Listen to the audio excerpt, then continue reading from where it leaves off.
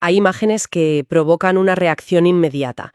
Miedo, rechazo, la sensación de estar ante algo prohibido. Y pocas son tan potentes como la que vamos a analizar hoy. Totalmente. Tenemos sobre la mesa un análisis profundo de una de las figuras más controvertidas y probablemente más malinterpretadas del ocultismo occidental, el Baphomet, tal y como lo codificó en el siglo XIX el ocultista Eliphas Levi. Y creo que es importante empezar diciendo que la misión de hoy no es juzgar ni venerar, sino algo mucho más parecido a la criptografía. Vamos a intentar descifrar un código. Un código. Con toda franqueza, ¿por qué estamos analizando la imagen del diablo? Su aspecto es deliberadamente monstruoso. Es una cabra con alas, pechos de mujer, una antorcha en la cabeza. Es la personificación de todo lo que históricamente se ha considerado el mal, lo prohibido, lo satánico. Esa es precisamente la primera capa de encriptación que debemos retirar. El material que manejamos, la tesis central de Levi, argumenta que el Baphomet no es una entidad para ser adorada, sino un símbolo complejo, un jeroglífico de una fuerza universal que él llamó el agente mágico universal. Según él, no es un ídolo, sino un espejo de las fuerzas equilibradas de la naturaleza. Un espejo. Es un espejo bastante aterrador. Lo es, porque refleja fuerzas primarias que nos asustan. Pero la idea de que representa al adversario es, según estas fuentes, una confusión posterior. La propia H.P. Blavatsky, otra figura clave del esoterismo, sugiere que la palabra Baphomet podría ser una corrupción de dos términos griegos, Baphé y Metis. ¿Y qué significarían? Juntos, algo así como bautismo de sabiduría. Una idea puramente gnóstica que la Iglesia Ortodoxa, en su lucha contra las herejías, asoció directamente con el diablo. De acuerdo. Bautismo de sabiduría. Es un punto de partida muy diferente. Aceptemos por un momento, para seguir el hilo, que es un símbolo filosófico. Aún así, sus componentes son, como mínimo, perturbadores. Ve una mano que apunta hacia arriba y otra hacia abajo, y en sus brazos las palabras latinas solv y coagula. Exacto. Y fíjate en el detalle que añade Levi. La mano de arriba apunta a una luna blanca y la de abajo a una luna negra. ¿Y eso qué significa? Porque suena a la fórmula de algún tipo de ritual oscuro. Es una fórmula, desde luego, pero no de magia negra, sino de lo que podríamos llamar termodinámica espiritual. Es la ley fundamental del cambio y de la creación. Solv et coagula. Disolver y coagular. Eso es el principio eterno de la vida. Piensa en ello a un nivel práctico. Para construir un nuevo hábito, primero tienes que disolver el viejo. Para crear una nueva realidad en tu vida, tienes que disolver las creencias y estructuras que sostenían la anterior. O sea, ¿destruir para crear? Más bien transformar. Es el ritmo de la autocreación, no de la destrucción. La mano que apunta hacia arriba, a la luna blanca, representa la libertad, el potencial. Y la que apunta hacia abajo, a la luna negra, representa la necesidad, las leyes de la materia, la forma. El poder real, según esta filosofía, no está en una o en otra, sino en el equilibrio dinámico entre las dos, entre disolver y fijar. Vale, entiendo el concepto de disolver y coagular como un ciclo creativo, pero hay otro elemento que visualmente es mucho más chocante, y es esa dualidad física. Los pechos de mujer junto a un falo, que en este caso es el caduceo de Mercurio con las dos serpientes. A primera vista esto parece diseñado para ofender, para ser una perversión deliberada. Y sin duda lo consigue si se mira con ojos, digamos, profanos. Pero en el lenguaje simbólico, la ofensa es a menudo una invitación a mirar más profundo. La figura es un andrógeno, una síntesis de opuestos. Es un concepto clave en la alquimia, el famoso rebis. ¿El rebis? Sí, la cosa doble. ¿Has visto estas ilustraciones antiguas? Figuras con dos cabezas, una masculina y otra femenina, que representan la materia prima ya perfeccionada, la unión final de los opuestos. Sí, me suena haberlas visto. La unión del sol y la luna, del rey y la reina. Exacto. Pues el Baphomet es esa misma idea, pero codificada de una forma mucho más provocadora. Une lo masculino y lo femenino, lo activo y lo pasivo, el dar y el recibir. Es un símbolo de totalidad, de la unidad primordial antes de que el universo se dividiera en pares de opuestos. Por eso no es una perversión sexual, sino una declaración metafísica. Vale, entiendo. Es la unión de opuestos. De hecho, en algunos documentos de la orden esotérica Golden Dawn se asocia la carta del diablo del tarot, que se inspira en esta figura, con Capricornio, el signo de la tierra, de la materia más densa y oscura. ¿Y el caduceo? Porque ese símbolo fálico. Porque el caduceo de Mercurio, de Hermes, es el símbolo del mediador, del mensajero, de la inteligencia que transmite y conecta. Ponerlo en el centro de la figura, en el lugar de la generación, indica que esa materia densa, Capricornio, no es estúpida ni maligna por sí misma, sino que está internamente organizada por la inteligencia. Es la totalidad. Hasta ahora hemos hablado de filosofía, de alquimia, de cábala, pero no podemos ignorar el elefante en la habitación, o más bien la cabra. La cabeza de cabra es lo que más choca. ¿Cómo encaja esa imagen tan bestial en este esquema filosófico de equilibrio e inteligencia? Aquí es donde la interpretación da un salto fascinante y, para mí, el más revelador de todos. Aquí es donde el símbolo deja de ser un artefacto del siglo XIX y se convierte en algo increíblemente moderno. La tesis, al conectar con otras fuentes, y sobre todo con la psicología arquetípica, nos permite ver la figura como un diagrama del sistema nervioso humano. Espera un momento. ¿Me estás diciendo que lo que parece un grabado de un grimorio antiguo es en realidad una especie de infografía de nuestro propio cerebro? Exactamente. Piénsalo. La cabeza de cabra, con su connotación de lujuria, miedo, agresividad, de instinto puro, ¿a qué te suena dentro de nuestra propia cabeza? Al cerebro más primitivo, supongo. El instinto de supervivencia, la parte animal que todos llevamos dentro. Precisamente. Es una representación perfecta del sistema límbico, lo que popularmente llamamos nuestro cerebro reptiliano. Es la sede de nuestras potencias primarias, como las describe el artista Alejandro Jodorowsky. Es la síntesis de todos los instintos básicos: el miedo, el deseo, la agresividad, el hambre. El Baphomet no niega esta parte de nuestra naturaleza, no la esconde. Al contrario, la pone en primer plano y dice: esto eres tú. Esta es la base sobre la que se construye todo lo demás. Vale, eso es potente. Pero entonces, si la cabeza es nuestra parte animal, ¿cómo se escapa de ser simplemente un ídolo de la bestialidad? ¿Qué nos diferencia de ser solo esa cabra? La clave no está en la bestia, está en lo que hay sobre ella, la antorcha que arde entre los cuernos. Levi la llama la luz mágica del equilibrio universal, la inteligencia superior que ilumina la materia. Si la cabeza de cabra es el sistema límbico, ¿qué parte de nuestro cerebro se encarga de la consciencia, la voluntad, el pensamiento abstracto y la planificación? El lóbulo frontal, la corteza prefrontal. Exacto. La antorcha es el lóbulo frontal. Es la sede de la consciencia que ilumina los impulsos ciegos del instinto. Algunas tradiciones esotéricas van incluso más allá y vinculan esa luz directamente con la glándula pineal. La sitúan en el centro del cerebro y la llaman el tercer ojo, el ojo único o, citando las escrituras, la luz del cuerpo. Entonces, si unimos las piezas, la lección es que la inteligencia debe dominar al instinto, la razón sobre la pasión. Es una idea bastante clásica. Más que dominar, yo diría iluminar. Y es una diferencia crucial. El Baphomet no te dice decapita a tu bestia interior, como han propuesto algunas filosofías ascéticas. No te dice reprímela hasta que desaparezca. Te dice algo mucho más sabio y realista. No puedes librarte de ella, es la fuente de tu energía vital, pero puedes ponerle una antorcha en la cabeza. O sea, guiarla. Guiarla. La inteligencia debe cabalgar sobre el instinto. Debe usar su inmensa energía en lugar de ser arrastrada por ella o intentar negarla, lo cual solo la hace más fuerte y descontrolada, ¿sabes? Es el pentagrama de la voluntad que Levi dibuja en la frente de la bestia, dirigiendo la fuerza bruta. Es el jinete que guía al caballo. Sin el caballo, el jinete no va a ninguna parte. Sin el caballo corre salvaje. Es una visión mucho más integradora que la simple lucha entre el bien y el mal. Vale, si juntamos todo esto, el ciclo de solve e coagula, el mapa del cerebro, el equilibrio de opuestos, ¿a dónde nos lleva? ¿Cuál es el propósito práctico de entender este símbolo?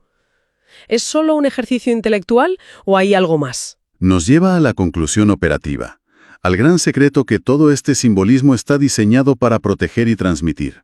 Tanto Eliphas Levi como Blavatsky, a pesar de sus diferencias, coinciden en un axioma fundamental que lo resume todo.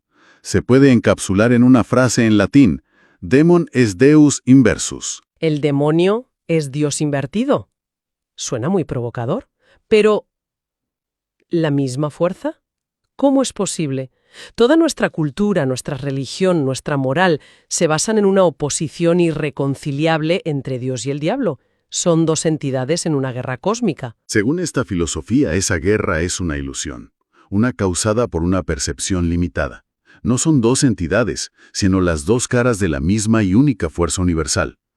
Blavatsky lo explica de forma brillante al analizar dualidades de diferentes mitologías, como Osiris y Tifón en Egipto, o incluso Cristo y la serpiente en el gnosticismo. Argumenta que son elementos inseparables, uno no puede ser reconocido ni existir sin el otro, son las dos polaridades de la vida. ¿Y qué función cumpliría cada polaridad? Ella dice que ambos son principios regeneradores, pero en planos diferentes. Uno regenera en el plano espiritual la inmortalidad del alma, y el otro en el plano físico, la regeneración constante de la materia, el ciclo de vida y muerte.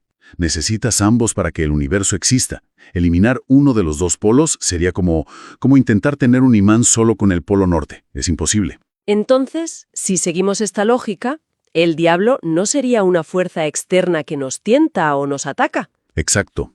Según esta tesis, el diablo no es una fuerza externa y maligna. Es la energía divina desequilibrada, mal dirigida o simplemente incomprendida. Es el poder del instinto, la cabra, sin la luz de la inteligencia, la antorcha. Es la materia sin el espíritu. Es la libertad sin la responsabilidad. Es la fuerza de la creación usada para la autodestrucción por pura ignorancia de sus propias leyes. Dame una analogía más moderna. La electricidad. La electricidad puede iluminar una ciudad entera, puede hacer funcionar hospitales y conectar al mundo. Es una fuerza creadora y benéfica.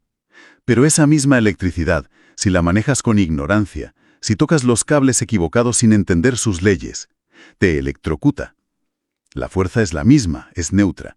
Lo que la convierte en buena o mala es la inteligencia y la sabiduría con la que se aplica. El diablo sería la electrocución por ignorancia. Así que entender esta figura, entender este símbolo. Entender esta figura es, en esencia, recibir el manual de instrucciones de tu propia electricidad interior. Es el mapa para dejar de ser una víctima de tus propias fuerzas inconscientes, tus miedos, tus deseos, tus impulsos, y convertirlas en herramientas conscientes. Es la fórmula alquímica para pasar de ser un autómata gobernado por impulsos reptilianos a ser, en la terminología de los antiguos magos, el rey de la naturaleza. ¿Un mago? Un mago verdadero. Aquel que domina el agente universal dentro de sí mismo. Es una reinterpretación radical. Pasa de ser un símbolo de sumisión al mal a ser un manual de autogobierno y de poder personal. Precisamente. El análisis de Lewis nos obliga a replantearnos por completo la naturaleza de lo que llamamos mal. Y creo que nos deja con una pregunta final bastante inquietante. Si el símbolo más universal del mal en nuestra cultura occidental es en realidad un complejo y sofisticado manual de instrucciones para la iluminación y la maestría personal, ¿cuántos otros demonios que tememos y evitamos en nuestras vidas, miedos, pasiones, ambiciones, partes oscuras de nuestra psique, son en realidad mapas, guías o fuentes de poder disfrazadas, esperando simplemente a ser descifradas por una mente dispuesta a mirar más allá del miedo inicial? Hay una especie de código secreto que dirige nuestras vidas, un guión invisible escrito mucho antes de que nos diéramos cuenta de que éramos los actores. Pero, ¿y si pudiéramos aprender a leerlo? Y lo que es más importante, ¿y si tuviéramos el poder de reescribirlo? Venga, vamos a meternos de lleno en esta idea. Esta es la gran pregunta, ¿no? Creemos que cada día tomamos miles de decisiones, pero ¿cuántas son de verdad nuestras? ¿O estamos sin saberlo simplemente ejecutando un programa que ni siquiera sabíamos que teníamos instalado? El biólogo Bruce Lipton, ojo, lo clava con esta explicación. Dice que la mente subconsciente, que por cierto dirige el 95% de lo que hacemos, no piensa, no crea, simplemente reacciona. Es como una lista de reproducción que pone en marcha canciones grabadas, la mayoría de ellas antes de cumplir 7 años. Así que la pregunta del millón es, ¿quién grabó esas canciones? Y aquí es donde la cosa se pone interesante. Porque estos guiones no son un misterio inalcanzable. No, están escritos en 2 idiomas que podemos aprender a descifrar. El lenguaje súper preciso de nuestra química cerebral y el lenguaje simbólico de la sabiduría antigua. Vamos a empezar por lo tangible, por el hardware, por lo que nos dice la ciencia moderna sobre esas fuerzas que nos mueven por dentro. A ver, esto es fascinante porque algo que llamamos fuerza de voluntad o concentración resulta que es pura química. Según el neurocientífico Andrew Huberman, es una cascada de 3 cosas. Primero, la epinefrina, la adrenalina, que es como el pistoletazo de salida, el ¡hey, atención! Luego la acetilcolina, que actúa como un foco de láser apuntando a una sola cosa y dejando todo lo demás a oscuras. Y finalmente la dopamina, que es el premio, la recompensa que nos hace sentir bien por seguir ahí concentrado. Pero claro, este sistema tiene su trampa. Cuando una sola cosa, un solo comportamiento, secuestra ese circuito de dopamina, todo lo demás pierde su gracia. Como explica Huberman, el mundo se va haciendo cada vez más pequeño hasta que solo esa actividad parece que merece la pena. Es un glión químico en bucle que nos puede atrapar. Y no es solo la química, es que también tenemos un reloj biológico dentro. No estamos hechos para estar concentrados sin parar durante horas. Nuestra energía se parece más a las olas del mar. Tenemos picos de concentración de unos 90 minutos y luego necesitamos bajar, descansar para recuperarnos. Ir en contra de esto es, básicamente, darse de cabezazos contra un muro. Vale, ahora que hemos visto la parte científica, vamos a dar un giro. A ver cómo todo este conocimiento moderno en realidad tiene ecos en una forma de saber muchísimo más antigua. ¿Cómo describían estas mismas fuerzas las tradiciones ancestrales, pero con otras palabras? En textos muy antiguos, como los de H.P. Blavatsky, ya se hablaba de una luz universal única, una energía primordial de la que sale absolutamente todo. Y a ver, ¿no suena sospechosamente parecido a lo que busca la física moderna con su teoría del campo unificado? La idea de que hay una única fuente para todas las fuerzas del universo. La tradición mística habla de una especie de principio creativo, divino, que está dentro de cada persona. Textos como God-Man interpretan la palabra o la semilla no como algo que viene de fuera, sino como una esencia interior, un código divino, muy parecido a nuestro código genético o a esos programas del subconsciente. Y esto ya es alucinante. El libro tibetano de los muertos es básicamente un mapa de los paisajes de la conciencia. Lo que describe son encuentros con las proyecciones de la propia mente. Las esperanzas y los miedos se manifiestan como visiones. Vamos, que los místicos llevan milenios navegando por los mismos territorios que la ciencia apenas empieza a dibujar en sus mapas. Y esta diapositiva lo resume todo de una forma brillante. A la izquierda, la ciencia, mente subconsciente, neuroquímica, campos bioeléctricos. A la derecha, la sabiduría antigua, el ser interior, la alquimia interna, el prana. Son 2 idiomas distintos que están describiendo la misma e innegable realidad. Hay un mundo invisible dentro que da forma a nuestro mundo visible. Bien, pues ahora vamos a juntar estas 2 perspectivas con descubrimientos científicos que parecen casi mágicos y que nos revelan el increíble potencial que tiene el cuerpo.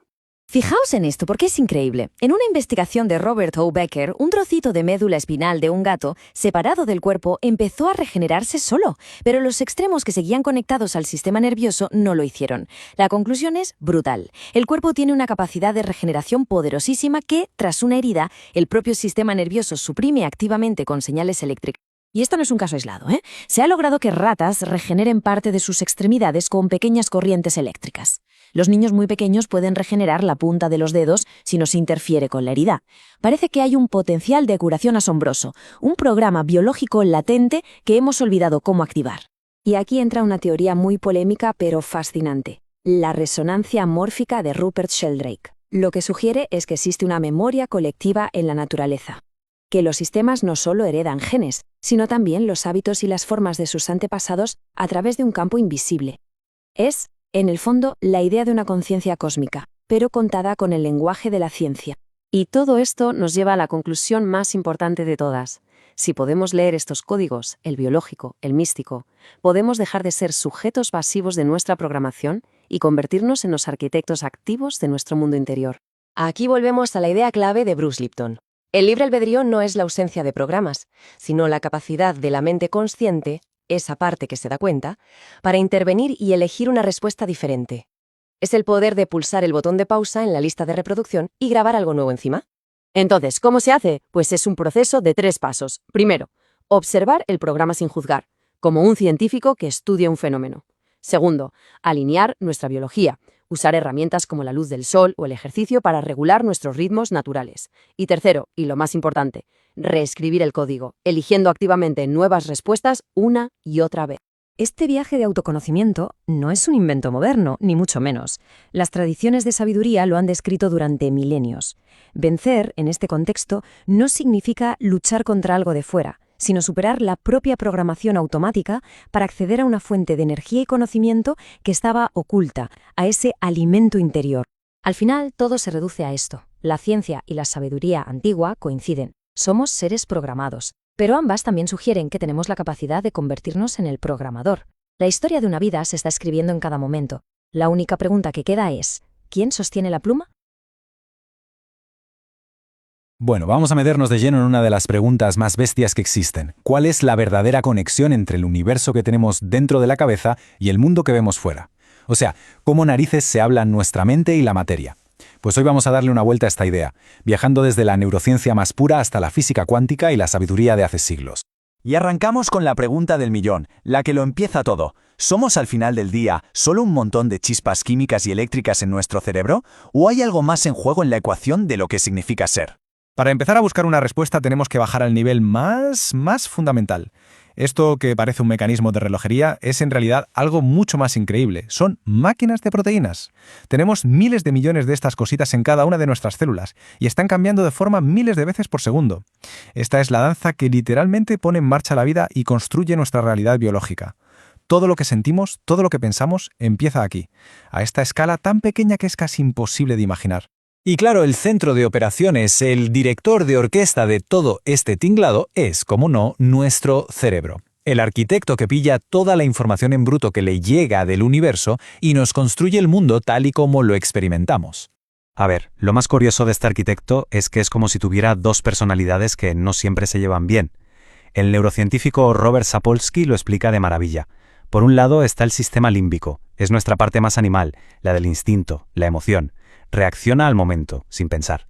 Y por otro, tenemos la corteza frontal, que es como el director ejecutivo de la empresa. Es lenta, analiza, razona.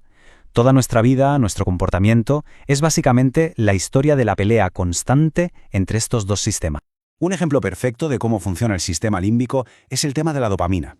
Andrew Huberman lo explica genial. No es solo el subidón de placer y ya, es un ciclo, una trampa. Cuando haces algo que te mola, tienes un pico brutal de dopamina, pero justo después, y esto es inevitable, caes por debajo de tu estado normal. Y es en ese bajón, en esa sensación de que falta algo, cuando tu parte animal te empuja a buscar el siguiente chute. Da igual que sea mirar el móvil, comer algo de azúcar o buscar la última novedad. Este ciclo es el que está detrás de casi todos nuestros hábitos y motivaciones. Bueno, hemos visto la maquinaria, los cables, la química, pero todo esto nos lleva al mayor enigma de todos, al verdadero meollo de la cuestión, la experiencia subjetiva en sí misma. Este es el famoso problema difícil de la conciencia. O sea, si todos son neuronas pegando chispazos y proteínas cambiando de forma, ¿cómo narices sale de ahí la sensación del color rojo, el sabor del chocolate o lo que sientes cuando te enamoras? ¿De dónde sale el espectador, ese yo que está viviendo toda la película? El neurofisiólogo Jacobo Greenberg lo clamó. La experiencia de ver luz no se parece en absolutamente nada a un impulso eléctrico que recorre una neurona. Es que la luz, como tal, no está ahí fuera, en el mundo, pero tampoco está dentro del chispazo de la neurona. Es una transformación, casi un acto de magia, que pasa en algún punto del proceso. Y ese punto es ese gran misterio. Para intentar resolverlo, hay pensadores que nos dicen, oye, a lo mejor es que estáis mirando demasiado de cerca. Hay que hacer zoom hacia afuera, dejar de mirar solo el cerebro y empezar a mirar cómo está hecho el propio universo. Y aquí es donde entra un físico llamado David Bohm. Él propuso que la realidad que vemos y tocamos, lo que él llamaba el orden explicado, es solo la superficie, la punta del iceberg. Por debajo hay un orden implicado, un nivel de realidad mucho más profundo donde todo el universo está conectado, como si fuera una sola cosa, un todo unificado y en constante movimiento. Esta idea nos lleva de cabeza a un concepto que te vuela la mente, la posibilidad de que el universo sea un holograma. ¿Y qué significa eso? Pues que como en un holograma de verdad, cada trocito minúsculo contiene la información del todo. Si lo partes, no tienes un trozo de la imagen, no. En cada fragmento puedes ver la imagen completa aunque con menos detalle. Y es justo aquí donde la neurociencia de Greenberg y la física de Bohm se dan la mano de una forma que es espectacular. Greenberg llegó a la conclusión de que el cerebro no crea la experiencia, sino que la decodifica de un campo de información que lo impregna todo. Él lo llamó una organización sintérgica, que viene a decir que cada punto del espacio tiene información sobre todo lo demás. O sea, es el principio holográfico, pero aplicado al cerebro y a la conciencia. Pero lo más increíble de todo es que esta idea de una realidad interconectada y de que existen mapas para entenderla no es para nada nueva. La humanidad lleva milenios intentando dibujar esta estructura, pero no con física, sino con símbolos. A ver, la alquimia no iba solo de convertir plomo en oro. Esa era la metáfora para hablar de la transformación de uno mismo. El hermetismo, con su famoso como es arriba, es abajo, es básicamente el principio holográfico en versión mística. Y la cábala o el tarot son mapas simbólicos súper complejos que describen las distintas capas de la realidad y de la conciencia. Son lenguajes antiguos que intentan explicar el mismo territorio que la ciencia moderna está empezando a explorar ahora. Y lo curioso es que todos estos lenguajes están conectados de formas muy locas. Como decía H.P. Blavatsky, personajes que nos parecen totalmente distintos, de culturas diferentes como Seth, Hermes o Thoth, en el fondo pueden ser distintas máscaras para la misma idea, para el mismo arquetipo, en este caso la sabiduría. Los símbolos van cambiando, pero el mapa de fondo es el mismo. Bueno, a ver, cerebro, cosmos, símbolos y todo este rollo que significa para nosotros, en nuestro día a día.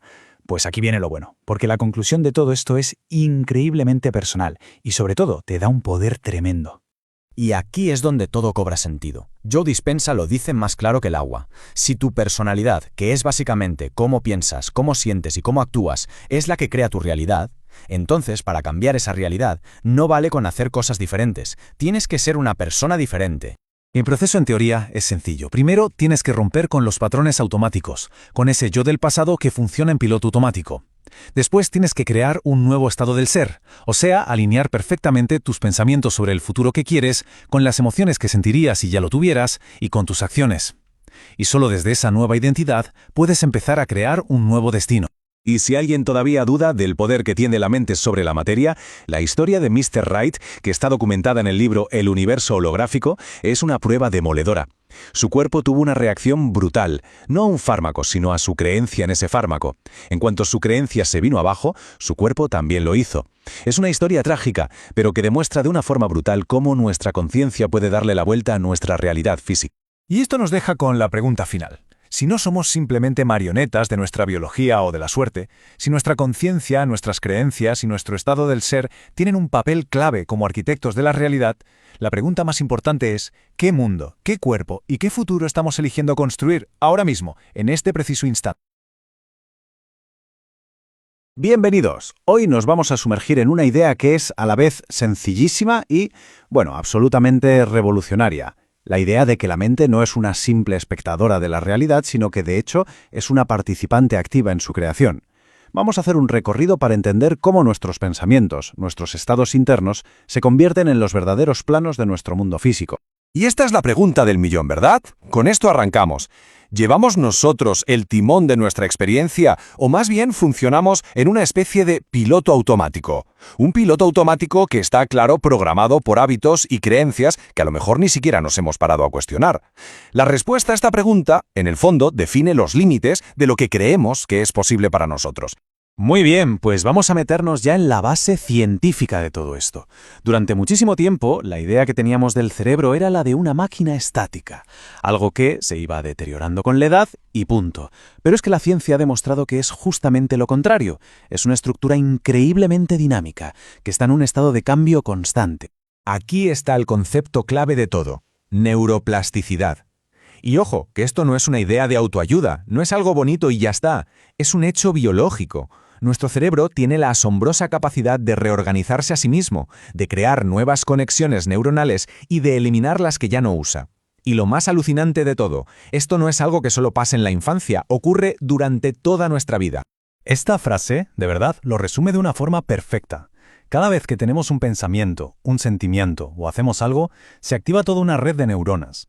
Cuanto más repetimos ese patrón, más fuerte y más eficiente se vuelve esa conexión. Es como si se convirtiera en el camino por defecto del cerebro, el camino fácil. Pensemos en esto un momento. Un pensamiento que tenemos una sola vez es como un pequeño sendero que se abre en un bosque. Si pasamos por ese sendero una y otra vez, se acaba convirtiendo en un camino, y si seguimos, en una carretera, y al final en una autopista de 8 carriles. Así, exactamente así, es como se forman los hábitos, tanto los buenos como por supuesto los malos. La repetición consciente es la herramienta que tenemos para construir nuevas rutas neuronales. Vale, ahora vamos a ampliar un poco el foco. Porque este proceso no se queda solo dentro del cráneo, ni mucho menos. El cerebro y el cuerpo están en una conversación constante, 24/7. Nuestros pensamientos, nuestras emociones, no son cosas abstractas que flotan por ahí, se traducen en pura química que inunda todo nuestro organismo. Fijaos en esto, porque aquí el biólogo Robert Sapolsky hace una distinción que es fundamental. Nuestro sistema de respuesta al estrés evolucionó para situaciones como la de la cebra, una explosión corta de energía para sobrevivir a una amenaza física real, inmediata. El problema es que nuestro cuerpo no distingue entre un león de verdad y la ansiedad que nos genera una reunión o un plazo de entrega. Al activar este sistema de emergencia de forma crónica por amenazas que solo están en nuestra cabeza, vivimos en un estado de alerta constante. Y eso, a la larga, destroza nuestra salud. Y esta cita es brillante porque ilustra perfectamente cómo el trauma no es solo un recuerdo, es una huella física, biológica. El cuerpo se queda, literalmente, atrapado en el pasado, reviviendo la amenaza una y otra vez. Como dice Van der Kolk, el verdadero reto no es recordar el pasado, sino conseguir vivir en el presente sin que el cuerpo siga reaccionando a un peligro que ya no existe. El cuerpo, como se suele decir, lleva la cuenta. Venga, ahora vamos a dar un paso todavía más allá. Si el cerebro es el hardware y el cuerpo es, digamos, la manifestación física, ¿cuál es el sistema operativo que dirige todo el cotarro? Pues aquí es donde tenemos que empezar a hablar del campo de la conciencia. Esta imagen, que se inspira en el trabajo de Itzhak Bentov, nos lanza una pregunta provocadora. A ver, ¿y si la realidad, incluidas nuestras propias emociones, no fuera algo sólido, sino un conjunto de vibraciones y frecuencias? ¿Y si cada estado emocional, desde el miedo a la alegría, emitirá una firma energética única y medible? El doctor David Hawkins fue quien desarrolló este mapa de la conciencia que básicamente calibra los niveles de energía de las diferentes emociones. Lo más importante de esto es entender que nuestro estado emocional no solo colorea nuestra percepción de la realidad, es que la crea. Desde el miedo, el mundo parece un lugar terrible, aterrador. Desde el coraje, los mismos desafíos se ven como oportunidades. Y desde el amor, el mundo se percibe como un lugar benigno que nos apoya. O sea, no es el mundo lo que cambia, es la lente a través de la cual lo estamos mirando. Con esta analogía yo creo que todo lo que hemos visto hasta ahora encaja a la perfección. El cerebro es el hardware, un órgano increíblemente plástico y potente. Pero el software, es decir, nuestros pensamientos, nuestras creencias y sobre todo nuestro nivel de conciencia, es lo que le da las instrucciones. Podemos tener el mejor hardware del mundo, pero si el software está lleno de virus, de miedo y de limitación, el rendimiento va a ser malísimo. Entonces, si todo esto es así, la gran pregunta es, ¿cómo pasamos de ser un producto de nuestra programación a ser los arquitectos conscientes de nuestra realidad? Aquí es justo donde la teoría se convierte en práctica. Este proceso es simple de explicar, pero eso no significa que sea fácil de hacer. Lo primero es la autoconciencia. ¿Dónde estoy ahora mismo en ese mapa? ¿Estoy en el miedo, en la ira, en la apatía? Lo segundo es la intención consciente. Elijo activamente moverme hacia un estado de mayor energía, como podría ser el coraje o la aceptación. Y lo tercero, y esto es clave, es la repetición. Cada vez que reforzamos esa nueva elección, fortalecemos el circuito neuronal asociado. Y así, la próxima vez, alcanzar ese estado superior será un poquito más fácil. Esta imagen del tarot, el 2 de espadas, es que simboliza nuestra situación de una forma perfecta. Muchas veces estamos así, atrapados, con los ojos vendados, y no por fuerzas externas, sino por nuestras propias creencias y miedos inconscientes, defendiendo un punto muerto mental, incapaces de ver que la salida está justo delante. Pero esa venda es una elección. Es posible quitársela. Es posible reconocer que la mente, el cuerpo y la conciencia son las herramientas que tenemos a nuestra disposición. La neuroplasticidad es, en cierto modo, el permiso que nos da la propia naturaleza para reescribir nuestra historia. Así que la pregunta final no es si tenemos el poder de moldear la realidad. La pregunta es, ahora que sabemos que este poder existe, ¿qué obra maestra vamos a elegir construir? Vamos a meternos de lleno en una idea que es, cuanto menos, fascinante. ¿Y si existiera un mapa, uno solo, que uniera la neurociencia más puntera con la sabiduría de hace milenios? Un mapa que, en esencia, nos enseñara a dirigir conscientemente nuestra propia biología. Pues bien, este análisis va precisamente de eso, de explorar ese plano interior, ese manual, que podría permitirnos dejar de ser autómatas guiados por programas para convertirnos en los verdaderos arquitectos de nuestra vida. El punto de partida es una verdad un poco incómoda, la verdad. Y es que la mayor parte del tiempo no somos quienes creemos llevar el timón. Casi todo lo que hacemos, nuestras reacciones, nuestras decisiones, se basa en una programación que funciona en segundo plano. Hay como un programador invisible dirigiendo el cotarro, y la mayoría de las veces ni nos enteramos de que está ahí. Esta idea la clava el biólogo celular Bruce Lipton. Él lo explica de una forma muy gráfica. La mente subconsciente es como el disco duro de un ordenador, un simple dispositivo de reproducción. No crea, no razona, solo ejecuta de forma automática los programas y creencias que se grabaron sobre todo antes de que cumpliéramos 7 años. Es una máquina de estímulo-respuesta, y punto. No se pregunta si las órdenes son buenas o malas, solo las cumple. Y aquí viene el dato que lo cambia todo. El 95%.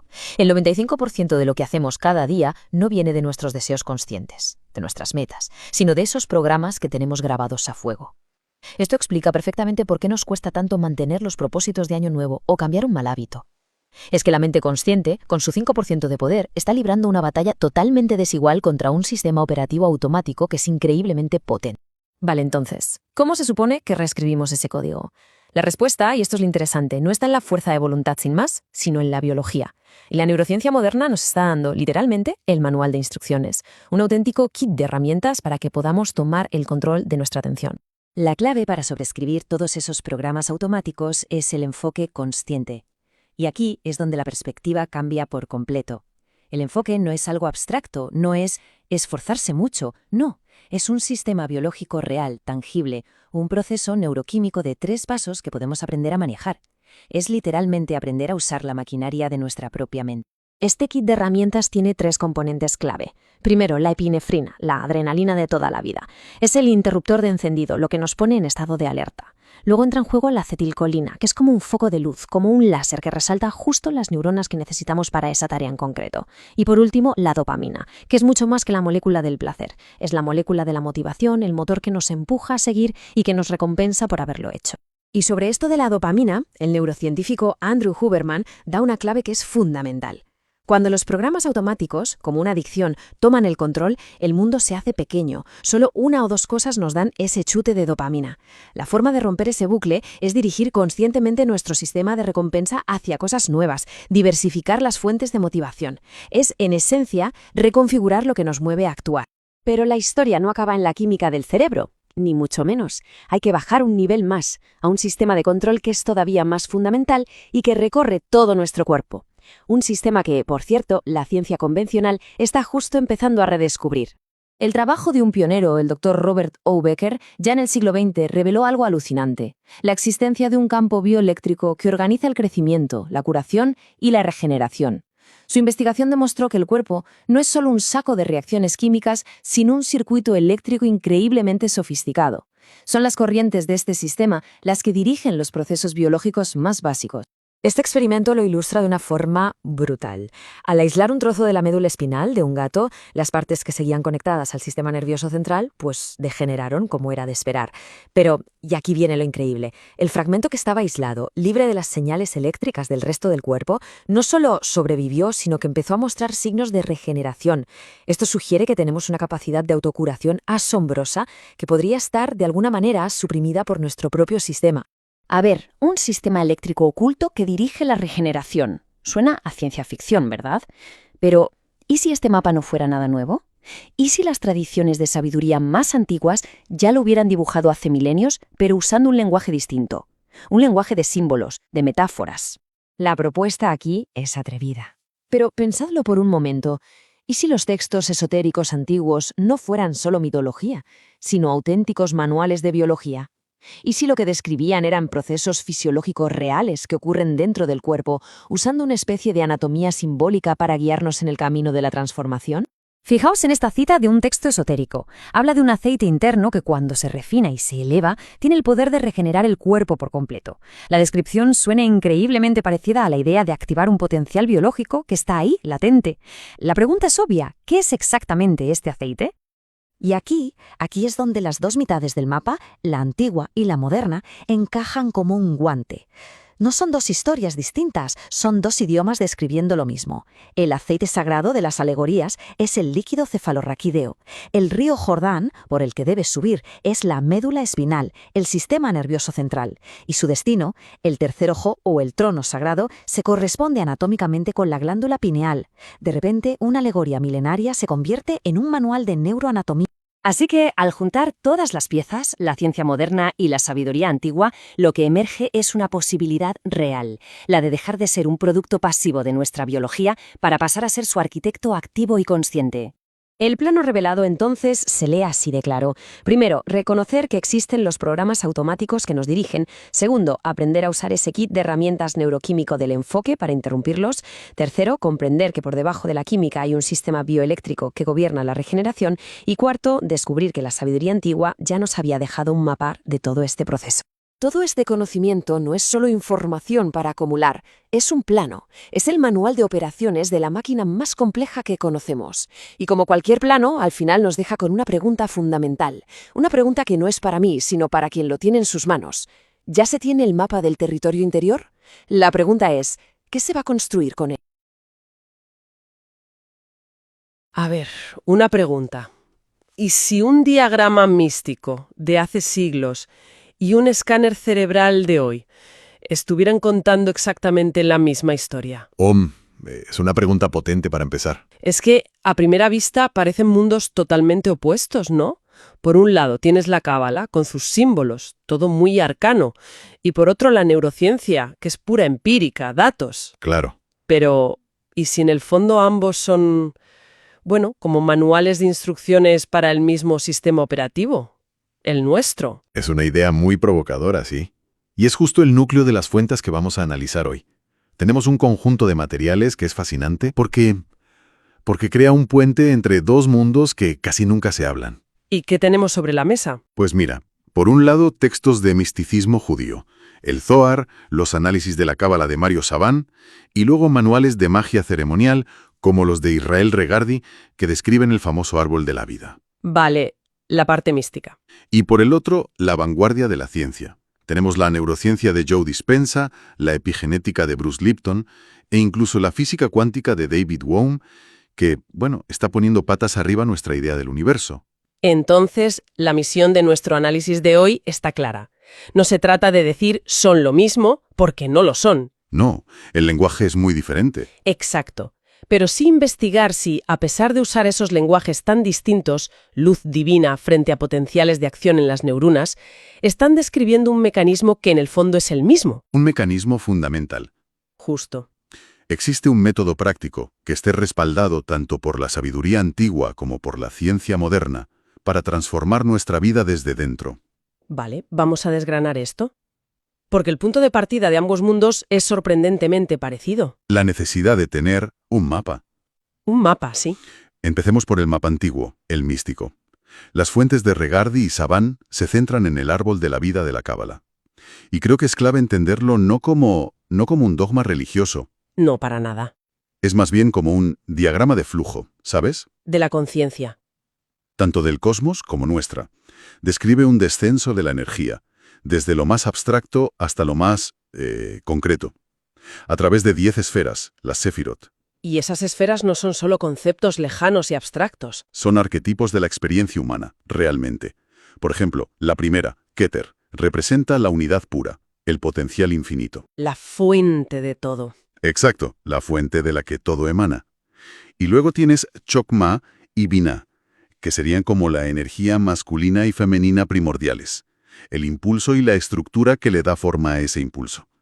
Es un sistema que intenta mapear, bueno, todas las facetas de la existencia. Claro, y si sigues bajando por el árbol, te encuentras con esferas como Tifareth, que está en el centro, y se asocia con la belleza, la armonía, el equilibrio, vamos, el corazón del sistema. O Netzach y Hod, que son la emoción y el intelecto. Es que es un mapa de una complejidad psicológica brutal.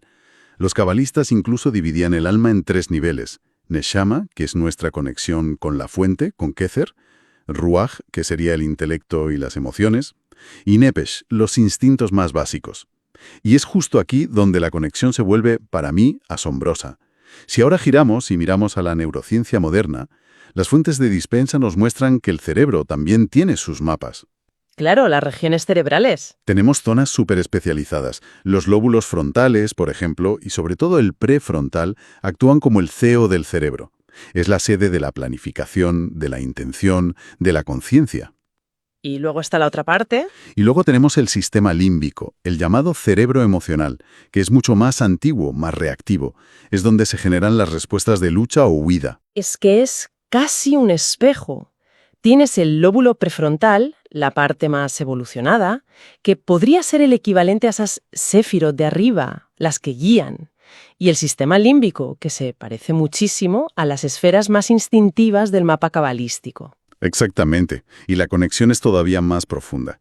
Reguardi habla del objetivo de conectar con el genio superior, esa versión ideal de una misma, la fuente de inspiración. Y esto resuena de una forma increíble con el concepto de un yo potencial en neurociencia. La neuroplasticidad. Justo, la capacidad del cerebro para reorganizarse, para crear nuevas conexiones, demuestra que no estamos condenados a ser quienes hemos sido. Podemos literalmente construir un cerebro nuevo. Como dice Dispensa, crear una mente nueva. O sea que ambos sistemas nos dicen lo mismo. No somos un producto terminado, somos un potencial a desarrollar, y aquí están los mapas para hacerlo. Vale, tenemos los mapas. Uno es un diagrama del alma y el otro es un órgano que tenemos en la cabeza. Pero ambos describen el territorio de la conciencia. Ahora, un mapa no sirve de nada si no sabes cómo moverte por él. ¿Cuál es el software que se ejecuta en estos sistemas? Y aquí es donde las ideas de Joe Dispenza y Bruce Lipton son cruciales, porque nos sacan del abstracto y nos meten de lleno en la bioquímica. Su tesis es que los pensamientos y las emociones no son etéreos, no son algo etéreo. Son química. Son química pura. Cada pensamiento produce una reacción bioquímica en el cerebro.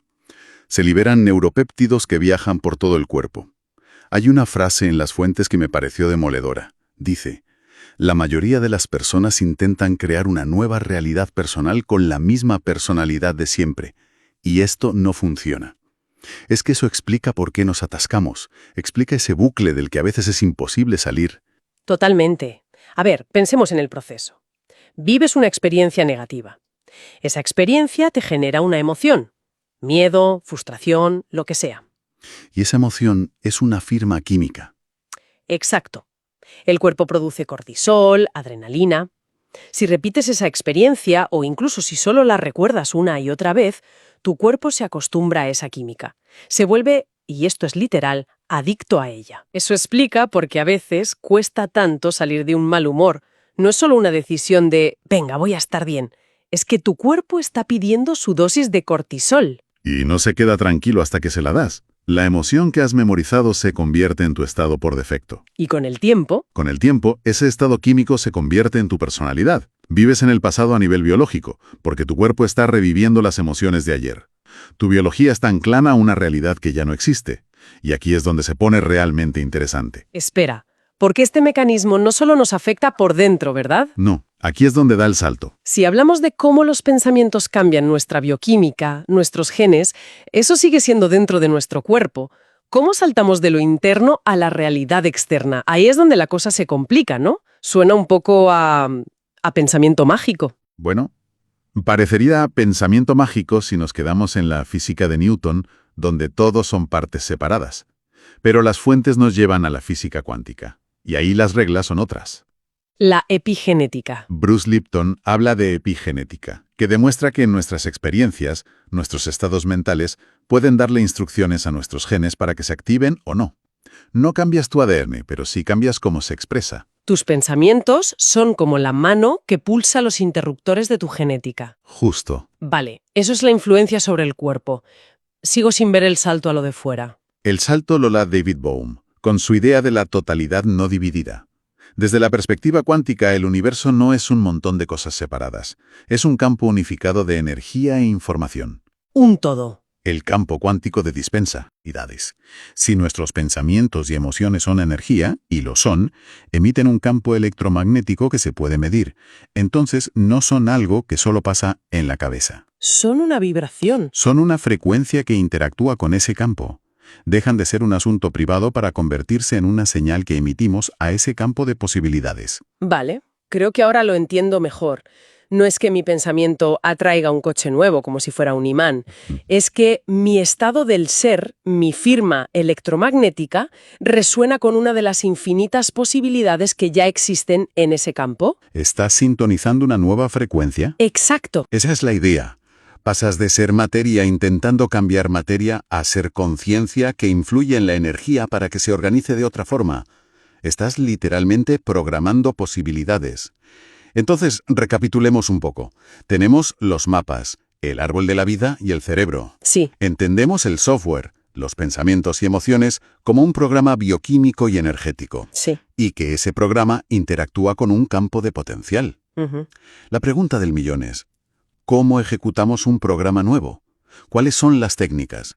Y aquí es donde las fuentes presentan dos métodos que, si los miras de cerca, son asombrosamente parecidos. El moderno es la meditación de Joe Dispenza. Berto, lo interesante de su método es que es muy metódico, ¿verdad? No es solo sentarse y pensar en positivo. Hay un proceso muy definido, sí, y muy práctico. El primer paso es desconectar. Esto es clave. Tienes que silenciar los estímulos de fuera y sobre todo los de dentro. Dejar de pensar en tus problemas, en tu gente, en tus sitios. Tienes que ir más allá de tu mente analítica. ¿Qué es la sede del viejo yo? Justo. El objetivo es romper los circuitos neuronales automáticos. El segundo paso es crear. Una vez estás en ese vacío, en ese campo de potencial, te enfocas en un nuevo yo ideal.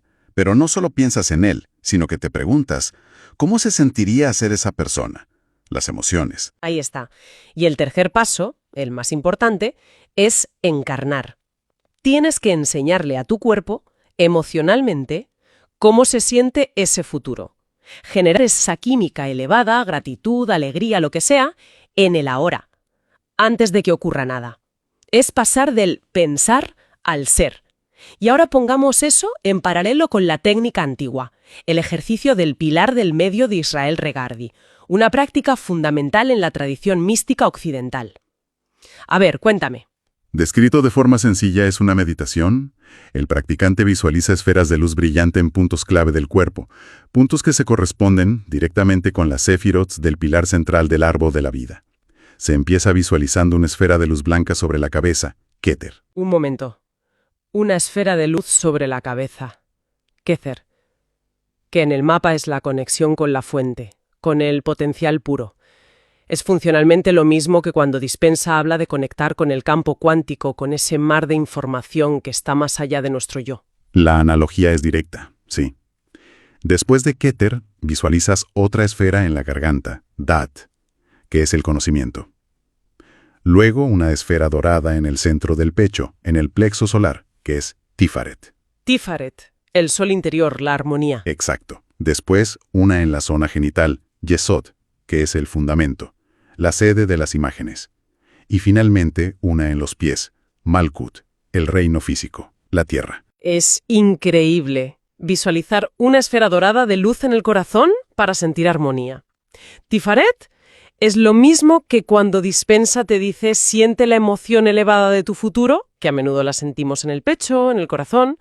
Es literalmente la misma instrucción con lenguajes distintos. El mecanismo es idéntico. El propósito que declara Regardie para el pilar del medio es, y cito, despertar estos centros en actividad equilibrada y hacer descender la luz de la divinidad a la personalidad. ¡Ostras! Cambia divinidad por campo cuántico y personalidad por biología, y tienes la descripción de Dispenza. Es la misma descripción. Ambas técnicas usan la atención focalizada y una intención clara para crear un cambio energético y fisiológico.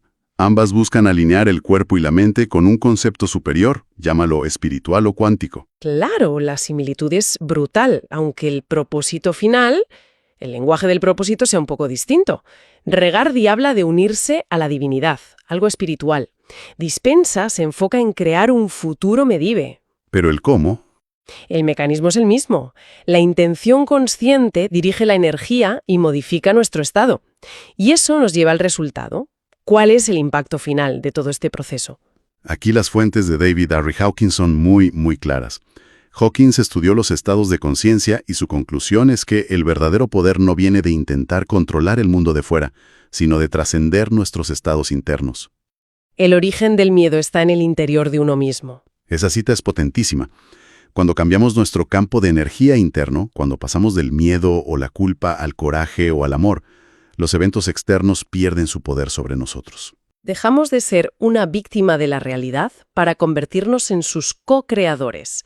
Pero en el día a día, ¿eso cómo se ve?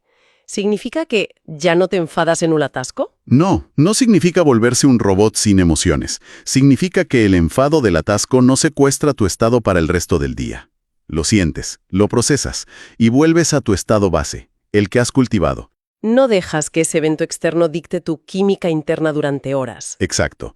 Ya no eres una hoja a merced del viento. Desarrollas un centro de gravedad interno. Entonces, ¿qué significa todo esto? ¿Cuál es la gran conclusión a la que llegamos? Pues la síntesis final es que, tanto desde la mística como desde la ciencia, el resultado de aplicar estas técnicas es un nuevo estado del ser. Para Dispensa, esto pasa cuando la mente y el cuerpo trabajan como una unidad.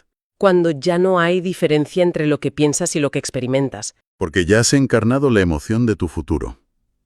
Y para los cabalistas, según explica Mario Sabán, es encontrar un sentido trascendente. Es, en esencia, dejar de ser un efecto de la realidad, es decir, reaccionar a lo que nos pasa. Y convertirnos en una causa. Y convertirnos en una causa, generando nuestra realidad desde un nuevo nivel de conciencia. Dejamos de ser el termómetro que solo refleja la temperatura para ser el termostato que la establece. Es una conclusión potentísima. El hilo conductor de todo este análisis es que da igual cómo lo llamemos. Hacer descender la luz del genio superior con el pilar del medio o crear nuevas vías neuronales y cambiar tu firma electromagnética con la meditación. El principio es el mismo. El principio subyacente es idéntico. La conciencia focalizada, dirigida con una intención clara y emoción elevada, parece ser la herramienta fundamental para alterar nuestra biología y, por tanto, nuestra experiencia de la realidad. Exacto. Y eso nos deja con una idea final para la reflexión, que se saca de todas estas fuentes. Fuentes que son muy dispares, pero que coinciden de una manera increíble. A ver. Sugieren que gran parte de lo que llamamos personalidad no es más que un conjunto de programas memorizados, reacciones químicas inconscientes que se ejecutan en piloto automático, día tras día. El viejo yo. Ese mismo. Si tanto los místicos antiguos como los neurocientíficos modernos nos están dando las herramientas para acceder al código fuente y reescribir esos programas, la pregunta ya no es si el cambio es posible. La verdadera pregunta es, ¿en quién elegimos convertirnos? A ver, una pregunta. ¿Y si un diagrama místico de hace siglos y un escáner cerebral de hoy estuvieran contando exactamente la misma historia? Es una pregunta potente para empezar. Es que, a primera vista, parecen mundos totalmente opuestos, ¿no? Por un lado tienes la cábala, con sus símbolos, todo muy arcano, y por otro la neurociencia, que es pura empírica, datos. Claro. Pero, ¿y si en el fondo ambos son, bueno, como manuales de instrucciones para el mismo sistema operativo? El nuestro. Es una idea muy provocadora, sí. Y es justo el núcleo de las fuentes que vamos a analizar hoy.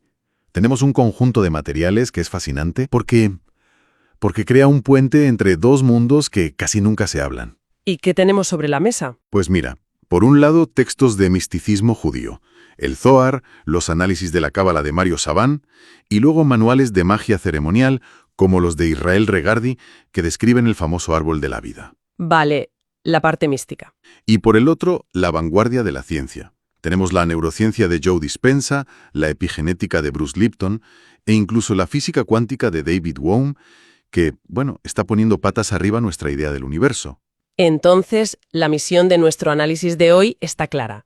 No se trata de decir son lo mismo, porque no lo son. No, el lenguaje es muy diferente. Exacto.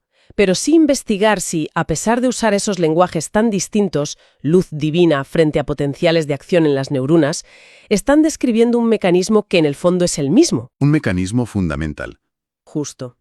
Existe un método práctico que esté respaldado tanto por la sabiduría antigua como por la ciencia moderna para transformar nuestra vida desde dentro. Vale, vamos a desgranar esto. Porque el punto de partida de ambos mundos es sorprendentemente parecido. La necesidad de tener un mapa. Un mapa, sí.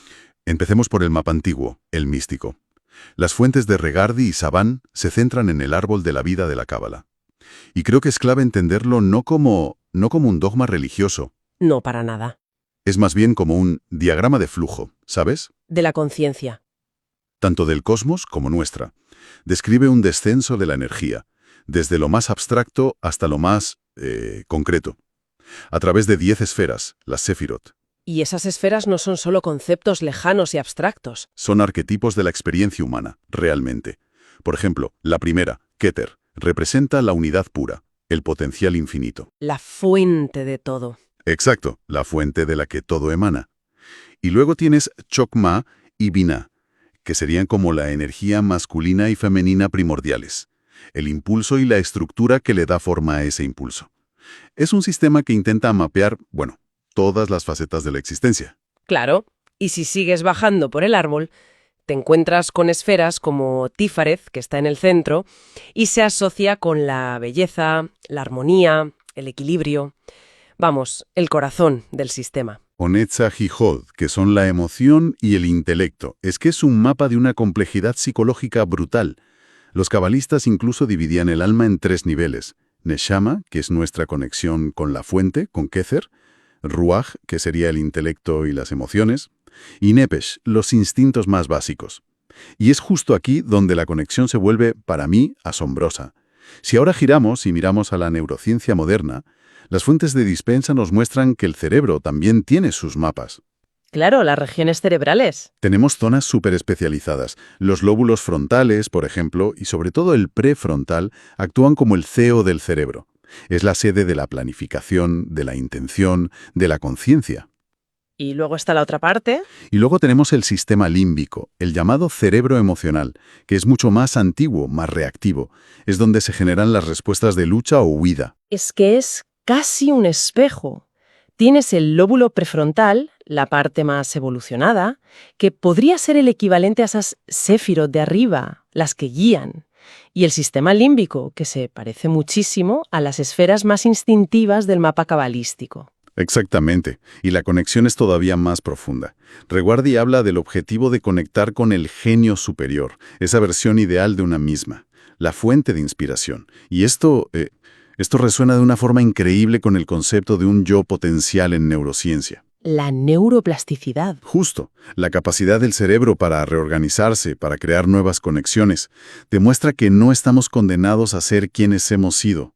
Podemos literalmente construir un cerebro nuevo. Como dice Dispensa, crear una mente nueva. O sea que ambos sistemas nos dicen lo mismo. No somos un producto terminado, somos un potencial a desarrollar, y aquí están los mapas para hacerlo. Vale, tenemos los mapas. Uno es un diagrama del alma y el otro es un órgano que tenemos en la cabeza. Pero ambos describen el territorio de la conciencia. Ahora, un mapa no sirve de nada si no sabes cómo moverte por él. ¿Cuál es el software que se ejecuta en estos sistemas? Y aquí es donde las ideas de Joe Dispensa y Bruce Lipton son cruciales, porque nos sacan del abstracto y nos meten de lleno en la bioquímica. Su tesis es que los pensamientos y las emociones no son etéreos, no son algo etéreo. Son química. Son química pura. Cada pensamiento produce una reacción bioquímica en el cerebro. Se liberan neuropéptidos que viajan por todo el cuerpo. Hay una frase en las fuentes que me pareció demoledora. Dice: la mayoría de las personas intentan crear una nueva realidad personal con la misma personalidad de siempre, y esto no funciona. Es que eso explica por qué nos atascamos, explica ese bucle del que a veces es imposible salir. Totalmente. A ver, pensemos en el proceso. Vives una experiencia negativa. Esa experiencia te genera una emoción. Miedo, frustración, lo que sea. Y esa emoción es una firma química. Exacto. El cuerpo produce cortisol, adrenalina. Si repites esa experiencia, o incluso si solo la recuerdas una y otra vez, tu cuerpo se acostumbra a esa química. Se vuelve, y esto es literal, adicto a ella. Eso explica por qué a veces cuesta tanto salir de un mal humor. No es solo una decisión de, venga, voy a estar bien. Es que tu cuerpo está pidiendo su dosis de cortisol. Y no se queda tranquilo hasta que se la das. La emoción que has memorizado se convierte en tu estado por defecto. Y con el tiempo, ese estado químico se convierte en tu personalidad. Vives en el pasado a nivel biológico, porque tu cuerpo está reviviendo las emociones de ayer. Tu biología está anclada a una realidad que ya no existe. Y aquí es donde se pone realmente interesante. Espera, porque este mecanismo no solo nos afecta por dentro, ¿verdad? No, aquí es donde da el salto. Si hablamos de cómo los pensamientos cambian nuestra bioquímica, nuestros genes, eso sigue siendo dentro de nuestro cuerpo. ¿Cómo saltamos de lo interno a la realidad externa? Ahí es donde la cosa se complica, ¿no? Suena un poco a pensamiento mágico. Bueno, parecería pensamiento mágico si nos quedamos en la física de Newton, donde todos son partes separadas. Pero las fuentes nos llevan a la física cuántica, y ahí las reglas son otras. La epigenética. Bruce Lipton habla de epigenética, que demuestra que nuestras experiencias, nuestros estados mentales, pueden darle instrucciones a nuestros genes para que se activen o no. No cambias tu ADN, pero sí cambias cómo se expresa. Tus pensamientos son como la mano que pulsa los interruptores de tu genética. Justo. Vale, eso es la influencia sobre el cuerpo. Sigo sin ver el salto a lo de fuera. El salto lo da David Bohm, con su idea de la totalidad no dividida. Desde la perspectiva cuántica, el universo no es un montón de cosas separadas. Es un campo unificado de energía e información. Un todo. El campo cuántico de dispensa-idades. Si nuestros pensamientos y emociones son energía, y lo son, emiten un campo electromagnético que se puede medir. Entonces, no son algo que solo pasa en la cabeza. Son una vibración. Son una frecuencia que interactúa con ese campo. Dejan de ser un asunto privado para convertirse en una señal que emitimos a ese campo de posibilidades. Vale, creo que ahora lo entiendo mejor. No es que mi pensamiento atraiga un coche nuevo como si fuera un imán. Es que mi estado del ser, mi firma electromagnética, resuena con una de las infinitas posibilidades que ya existen en ese campo. ¿Estás sintonizando una nueva frecuencia? Exacto. Esa es la idea. Pasas de ser materia intentando cambiar materia a ser conciencia que influye en la energía para que se organice de otra forma. Estás literalmente programando posibilidades. Entonces, recapitulemos un poco. Tenemos los mapas, el árbol de la vida y el cerebro. Sí. Entendemos el software, los pensamientos y emociones, como un programa bioquímico y energético. Sí. Y que ese programa interactúa con un campo de potencial. La pregunta del millón es, ¿cómo ejecutamos un programa nuevo?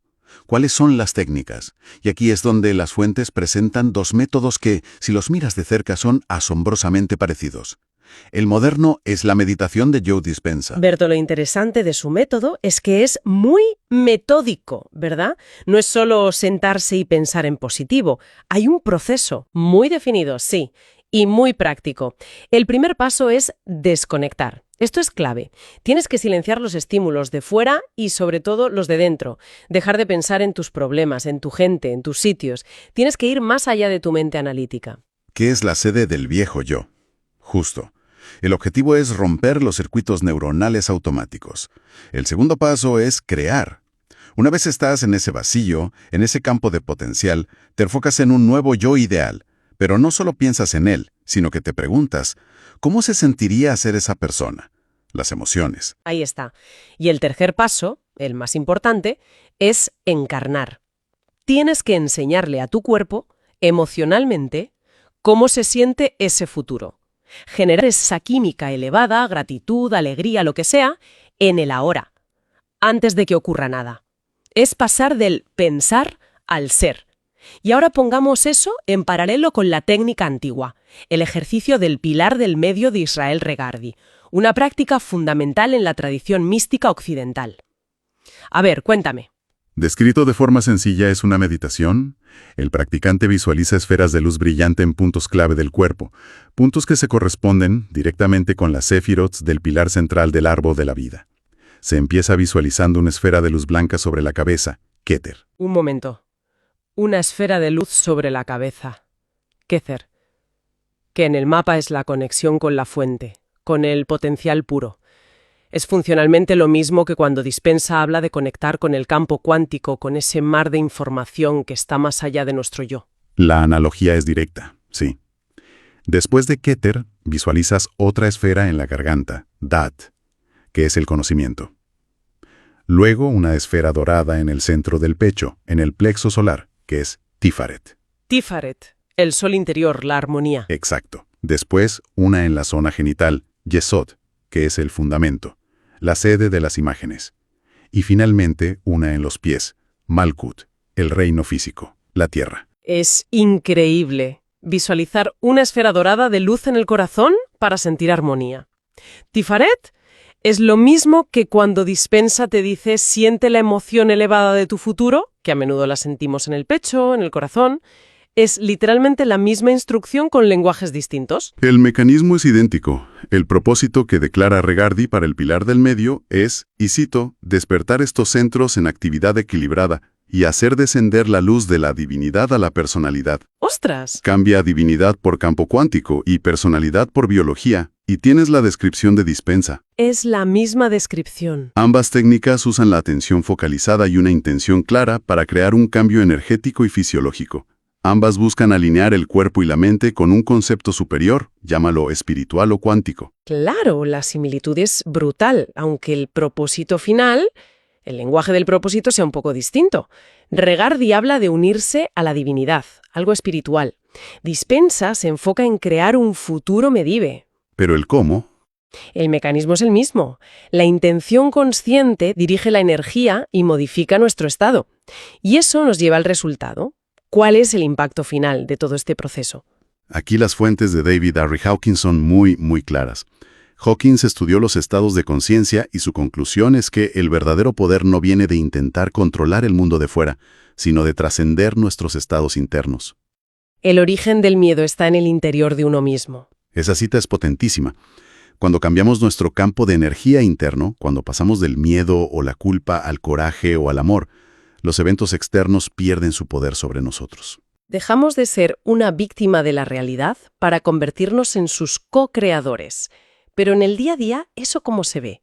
¿Significa que ya no te enfadas en un atasco? No significa volverse un robot sin emociones. Significa que el enfado del atasco no secuestra tu estado para el resto del día. Lo sientes, lo procesas y vuelves a tu estado base, el que has cultivado. No dejas que ese evento externo dicte tu química interna durante horas. Exacto. Ya no eres una hoja a merced del viento. Desarrollas un centro de gravedad interno. Entonces, ¿qué significa todo esto? ¿Cuál es la gran conclusión a la que llegamos? Pues la síntesis final es que, tanto desde la mística como desde la ciencia, el resultado de aplicar estas técnicas es un nuevo estado del ser. Para Dispensa, esto pasa cuando la mente y el cuerpo trabajan como una unidad. Cuando ya no hay diferencia entre lo que piensas y lo que experimentas. Porque ya has encarnado la emoción de tu futuro. Y para los cabalistas, según explica Mario Sabán, es encontrar un sentido trascendente. Es, en esencia, dejar de ser un efecto de la realidad, es decir, reaccionar a lo que nos pasa. Y convertirnos en una causa. Generando nuestra realidad desde un nuevo nivel de conciencia. Dejamos de ser el termómetro que solo refleja la temperatura para ser el termostato que la establece. Es una conclusión potentísima. El hilo conductor de todo este análisis es que da igual cómo lo llamemos. Hacer descender la luz del genio superior con el pilar del medio o crear nuevas vías neuronales y cambiar tu firma electromagnética con la meditación. El principio es el mismo. El principio subyacente es idéntico. La conciencia focalizada, dirigida con una intención clara y emoción elevada, parece ser la herramienta fundamental para alterar nuestra biología y, por tanto, nuestra experiencia de la realidad. Exacto. Y eso nos deja con una idea final para la reflexión, que se saca de todas estas fuentes. Fuentes que son muy dispares, pero que coinciden de una manera increíble. A ver. Sugieren que gran parte de lo que llamamos personalidad no es más que un conjunto de programas memorizados, reacciones químicas inconscientes que se ejecutan en piloto automático, día tras día. El viejo yo. Ese mismo. Si tanto los místicos antiguos como los neurocientíficos modernos nos están dando las herramientas para acceder al código fuente y reescribir esos programas, la pregunta ya no es si el cambio es posible. La verdadera pregunta es, ¿en quién elegimos convertirnos?